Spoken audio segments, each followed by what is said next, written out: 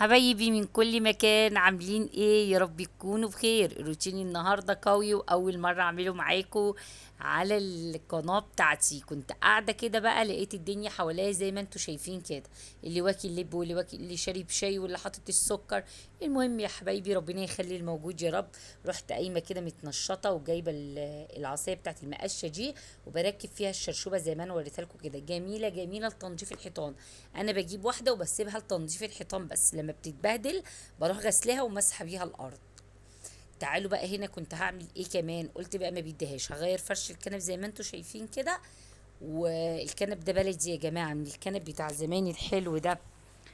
ورحت بقى ماسكه فرش الكنب كده مغيراه وجيت هنا على الترابيزه. عماله اقول الشيبسي ده بتاع مين، الشيبسي ده بتاع مين، طلع في الاخر بتاعبني.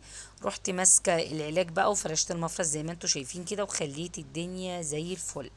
عايزه اقول لكم كده بقى بعد ما كنست ايه، رحت قلت لازم بقى امسح، رحت جايبه الجردل ولما الفرشه ورحت مسحه. تعالوا هنا بقى دخلنا على المطبخ عشان نشوف هنتغدى ايه. ما عملتش غدا كتير، انا عملت شويه رز بشعريه بس ما جبتوش معاكم. وعملت كوسه كده ني في ني، بقطع الكوسه وبرمي عليها الفلفل وبرمي عليها الثوم والبصل والطماطم زي ما عملتها قبل كده معاكم في كذا فيديو. بس كده. وكمان عايزه اقول لكم حطيت عليها واحده ماجي وعملتها من غير شوربه، بس مش قادره اقول لكم طعمها كان عامل ازاي. واحط عليها معلقه سمنه واحده بس وحطيتها كده على النار.